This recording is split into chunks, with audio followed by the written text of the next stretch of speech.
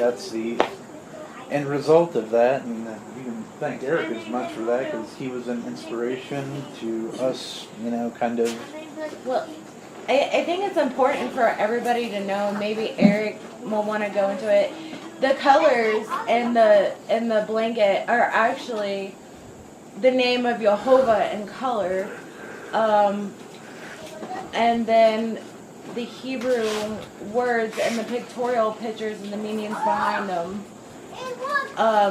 along with the Sabian parted and the lightning strikes coming out of the Ark of the Covenant is supposed to represent Jehovah's power, of like how powerful he can be. So we tried to put as much imagery in it from scripture that we knew At that point in time.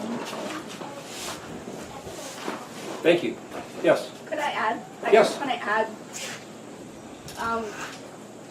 When Mike and Tiffany brought the blanket and they shared their testimony and story of working on it together, I found it extremely powerful because it was a team effort, very much so, and it was a picture. What I saw from that and what I took from that was a picture of being a husband and wife, being in perfect ahad as one. And that's what our relationship is supposed to be with the Father. And it was just so beautiful to see their work together. And when they explained it together, it was like they were just ahad in it, and it was. My husband graphed it. We kind of sat down and we talked about what we wanted and what we wanted to do. And after we got a mental image, my husband sat down and created the graph. Once he got the picture created of what we wanted and we agreed, I went out and we had to agree on colors and look at the different colors we had available to us. And then I sat down and crocheted it. And that's what Kelly is talking about. So that's just an example of listening to these various teachings, if you would, and making it your own, which is the objective. There's nothing about you memorizing anything I'm saying or anybody else is saying, but this is all about, when I say this, the purpose of having this talk is all about you on your way. And anything that can help you along the way. There's road signs that brought you down this winding road to this camp. In Jeremiah 31, there's this little story where previous chapters, Yahweh is very disturbed at Israel and Israel's behavior and Israel getting in big trouble. And then there's this, it's a whole other discussion, but there's this phrase about a voice is heard in heaven, Rachel weeping for her children. That's another subject matter. But then it goes on to say that Ephraim basically comes to his senses, slaps his thigh in anguish. It's like, what have I done? How did I end up here? That's a picture of the prodigal son story, where the son goes out, spends everything of his inheritance that he got from his dad. He ends up feeding pigs because he lost everything and there was some kind of famine in the land. He's feeding the pigs and he suddenly has the thought, hey, I would like to eat what these pigs are eating. They're eating better than I am. Why would he have that thought? In Hebrew, the word pig is chazir, and it means, literally, the word pig means one who returns. So when you see the animal and you say, oh, there's a pig, you say, there's one who returns. In Hebrew, it's the exact same word. So for him to say, I wish I could eat the food of one who returns, or I wish I could eat the food that the pigs are eating, in Hebrew, it's going to affect your mind differently, because he's saying, I wish I could eat the food of one who returns. Hey, if I go back to my father's house as one who returns, I can eat the food that he provides even his servants, because I'm no longer worthy to be called his son. So for Yeshua to bring up this story, this parable as it were, of the prodigal son, directly zeroes into Jeremiah 31. It then goes on to say where Yahweh steps in and he says, now this is as soon as Ephraim changed his mind.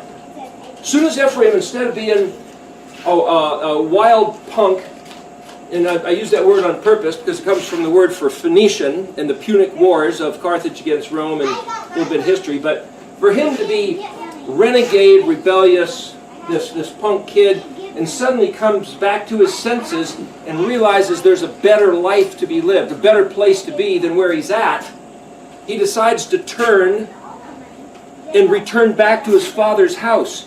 And just at that occasion, Yahweh steps in and says, what, is Ephraim such a delightful child, or my favorite son, such that whenever I think of him, my heart grows fonder and fonder? A second ago, Yahweh was just railing on him for being a stupid jerk, betraying the covenant, acting treacherously, squandering everything. I mean, it's like instantly, when Ephraim turned, Yahweh's heart turned.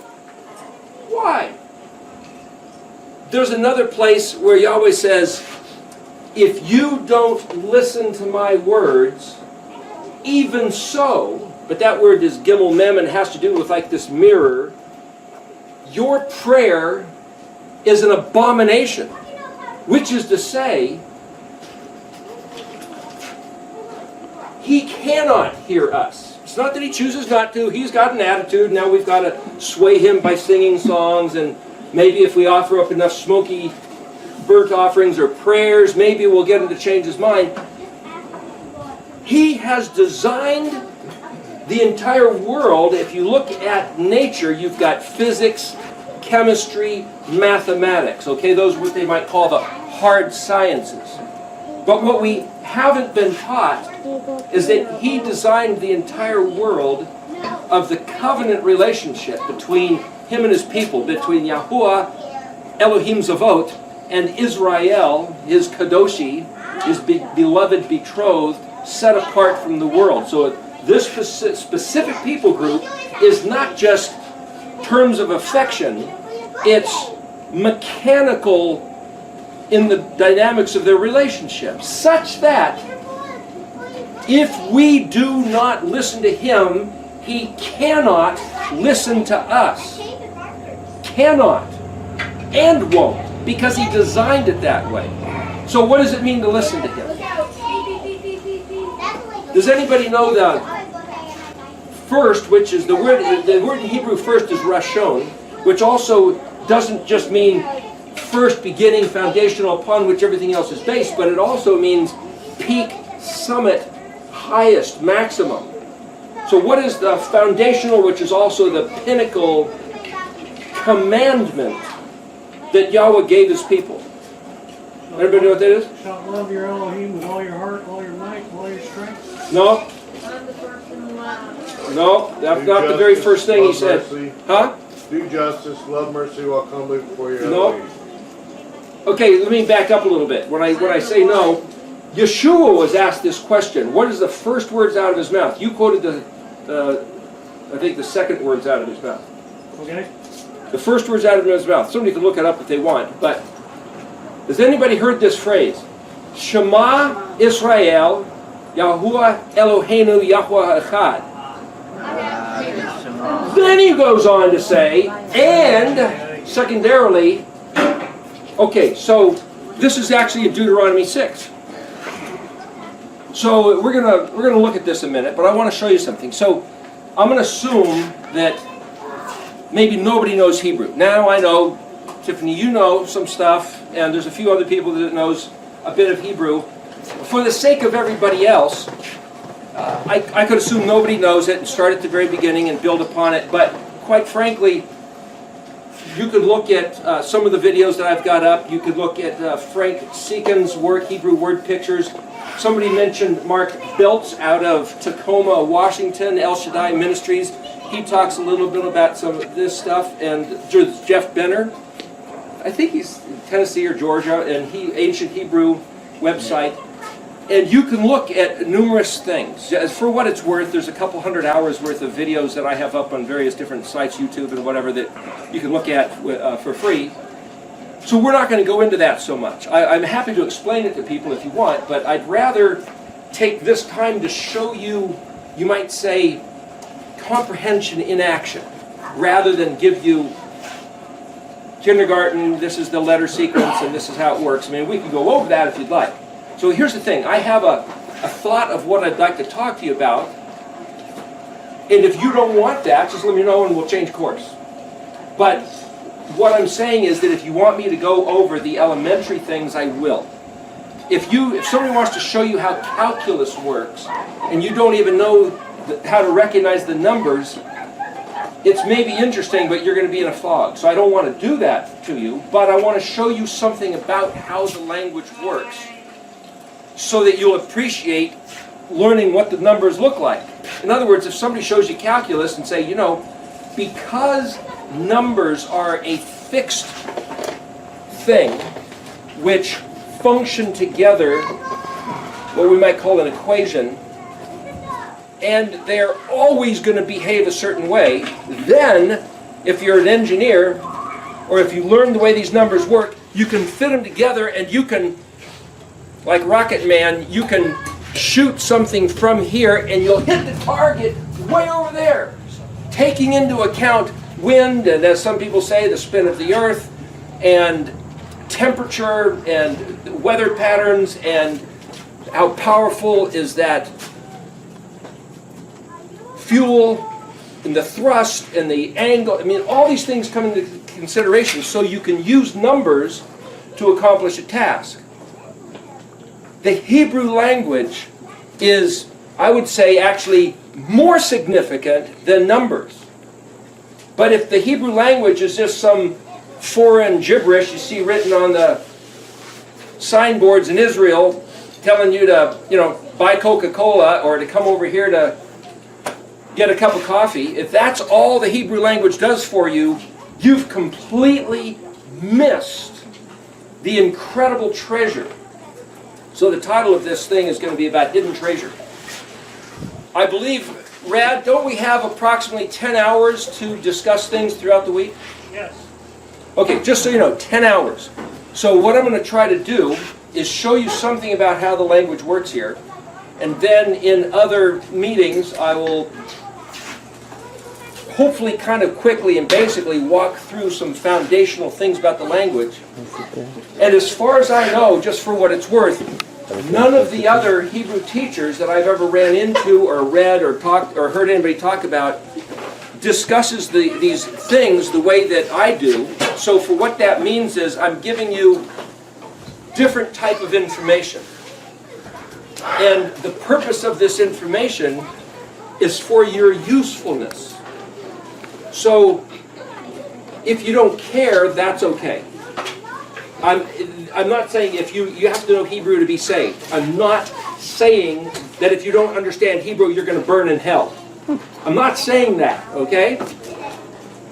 So you might consider learning Hebrew, what they call in school, an elective subject. You just choose to regard it because you want to. In which case, you can make as much out of it or as little out of it as you want to. So you happen to find something that was within you, stirred something alive, right? Okay, so you mind if I call on you again, Rebecca? You last night were expressing that something was stirred within you within even the last year once you started looking. Would you mind? I mean, just so you know, this will probably end up on YouTube. If you don't want to be on camera, you don't have to. You don't want to be on camera? No. Okay, do you want to, just so you know, if anybody doesn't want to, he happens to be shooting it, but this is just because other people want to hear some stuff. Not promoting anything, we're just making our conversations available. But would you mind saying, just without pointing the camera that way, what you have found personally regarding why look at the language? When I first met Eric in Canada 6 months ago, I had no idea that the Paleo-Hebrew was even important. I went to Passover and unleavened bread thinking that I was there for the festival, yes. But I came away with tool that has developed over the weeks that I've been studying it, months, it's been about 6 months.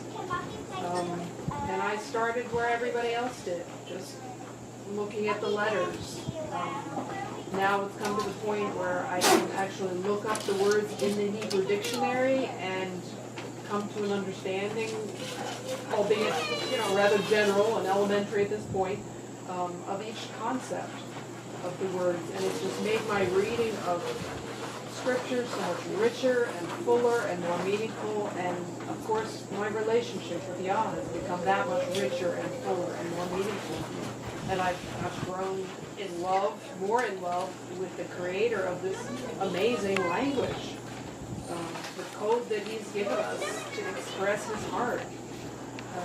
It's been such a joy. When I study, I come away, I feel like there's life, new life coursing through my body, my veins. I'm just so energized working with these letters and these words. It's precious, it's special, it's a treasure. My Savior has just given us a wonderful tool in this language to know him. So the concept, if you don't listen to me, I can't hear you, is kind of the negative aspect. But like I said, I'm giving you the surmising or the synthesis of a bunch of other verses to say that it's a mirror image. So when she says she started looking at Yahuwah's word and all of a sudden the thing came alive, that's a mirror image of the energy that she's putting into listening to Yahweh's own voice. And once you understand that that is a functional, mechanical, as it were, it's not a device, but it's the way things work. It's like if you mix oxygen with hydrogen, you're going to get water, or hydrogen peroxide. But that's exactly the way it works. That's the way he designed it. So what he designed it to be is, you start looking at his words, and something comes alive. So it was mentioned earlier about taking a drink. Yeshua was talking to the woman at the well, I believe, and he was saying that whoever is thirsty, let him come to take a drink. And if he just takes a little sip in his thirst, then that water becomes within him a geyser, a spring, a fountain, just whoosh, pouring out of him. Somehow, when we take in his resources, it multiplies within us. So you can say, well, that's rather poetic, but it's like he's describing a picture of the functional reality of this mechanical hard science system that Yahweh has invented. Which is to say, if you want to see his kingdom multiplied, what do? Drink up and give to others to drink. Freely you have been given, freely give. It's not a matter of making a buck, it's a matter of spreading the kingdom, spreading his word, of causing a torrent of a river to take over this world in, as it were, another kind of flood. And we are the ones that are actually the gatekeepers holding the potential barrage that could affect this world is up to us. We could sit here and pray, thy kingdom come, thy will be done on earth as it is in heaven. Not yet. Getting late. What's holding up the show? We are. If we knew that we could participate, or that actually he's waiting for us, then what would we be doing? You could say, well, there's some pretty good TV that needs to be watched. Somebody's got to do it. They spend a lot of money making those shows, you know. But for some reason, these two ladies have found that by them just putting their eyes upon these Hebrew words, more so than even in English or Greek, all of a sudden it's like, it creates something that they can sense from within. They can feel it, and it's pouring out of them to the point that she's compelled to make something to declare. to everybody else. That's evidence of the geyser right there. For the sake of looking at his words in Hebrew. And you can say, well, to a certain degree it might happen in English, it might happen in Greek, and it's like, yeah, but what? If you look at the last words of Moshe in Deuteronomy 34, Moshe in the book of Deuteronomy, Moshe, it means to be drawn out. AKA, also known as Moses. Okay, for what it's worth, I try to use the Hebrew words because I'm trying to tell you that there's an advantage and a benefit to the Hebrew. And as someone once told me, quit using those Hebrew words, they're unfamiliar to us. Guess what? If I keep not using them, they'll remain unfamiliar. But if I start using them and continue with that, pretty soon they'll be familiar. Easy to solve that problem. So I have tried to modify my own consciousness. Let me tell you this. When I first, back in late 2001, when I first heard this name, Yahweh, it was ugly. Didn't even want it in my mouth. It was like, yeah, it felt like a scratchy shirt. But I had to personally get over that by saying it, to become where it's like, it's the name of your lover, the name of your father, the name of your savior, the name of your betrothed, the name of the one that your heart wants to be knit with, achadli, so unified that his nature becomes your nature unto eternity. And why should his name, as he articulated it in Exodus 3, why should it feel like chewing on a fuzzy caterpillar that I want to spit out of my mouth as fast as possible? Why should that be? I don't know. But I realized it was my own problem. I could try to guess, well, it's not my culture, not my language, not my religion, not my upbringing, it's like, dumb excuses. I decided to not stay in that zone. So I personally decided to regard his name. Now, that stirred up this big question of how do you properly say the name. That's a different matter. We could address it at some point, not to be argumentative, but to provoke thinking. In Exodus 3, Moshe says, hey, who shall I say sent me? Does anybody know what he articulated? I am. No, he didn't say that word. I am that I am. Sorry, that's English. What did he say? What phonetic drifted through the air that Moshe heard? What did he say? He said Ehie, Esher, Eh. Ehie, Asher, Ehie. Now, maybe those are strange words, huh? I am that what I will be. I am. Okay, here's the point. I want to try to show you something about the Hebrew language. Again, we're not trying to be contentious, but I'm all about the words. That's what I'm trying to help people with, is the words. So the point about that is to say, if you listen to what he said translated into either Greek or English or Latin or Spanish or French or Russian or Swahili, there's a certain understanding in that language. But there's a unique, completely different sort of understanding to either both hear his name spoken in Hebrew and or comprehend what the letters mean pictographically in Hebrew. So for those of you who don't know anything about Hebrew, let me say this. Every letter is a number. So in English, we might start with the letter A, and we have the number 1. In Hebrew, modern Hebrew, the letter Aleph is both the letter A and the number 1. There's no difference. They don't use, these are Arabic numerals. They don't use them. So if you got a Tanakh, all you'll see is this letter Aleph. Excuse me.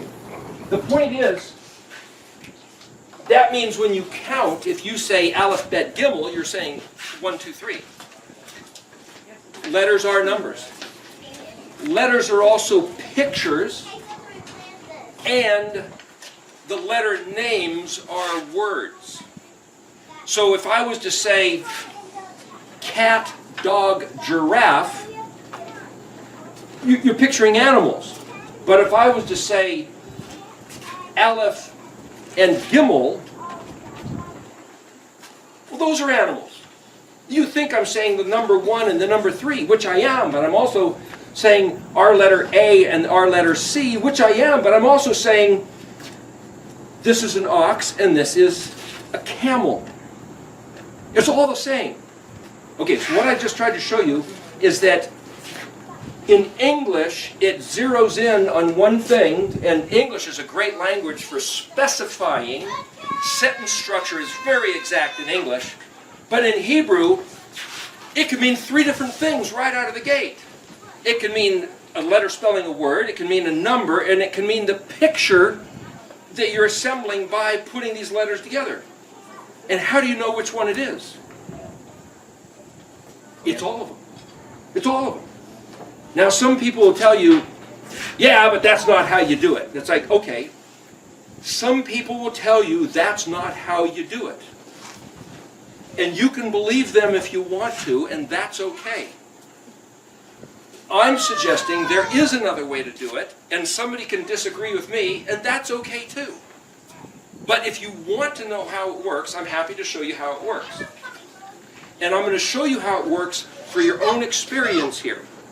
Just to give you, as it were, a taste before I tell you the recipe of what made it taste like that. Okay? Just to interrupt you real quick. Yes. I think it's important to understand that what you teach is you're not teaching necessarily how to read modern Hebrew. You're teaching how to... Teaching you how you can interpret it for yourself through basic concepts. Right, okay, so what I'm going to do is this little exercise so you all can participate. So even if you don't want to raise your hand and say anything, we don't necessarily have to raise hands if somebody has an answer. So there's this little exercise we did up in Sarnia a few years ago. This is the same but different. Okay, so I thought it went over really nicely, and I've actually done this with a number of different people, and it's very interesting what happens. So I want you to, there's no wrong answer. This is like one of those Rorschach ink blot tests, okay? No wrong answer. I want you to tell me what comes to mind when you see that little shape. And I'm going to write down half a dozen, 1 or 2, 10, whatever, words. And this is going to be a little exercise. It's not going to take very long, so bear with me. It might take half an hour or something, okay? But I want you to experience something as a complete illiterate. You don't have to know the language to do this. Okay? So, just randomly, what comes to mind? Please, if you know what I'm doing, please don't say anything to let the people that don't know what I'm doing experience the essence of what this is about, okay? Because I don't know who knows what. You don't know nothing. Okay, what does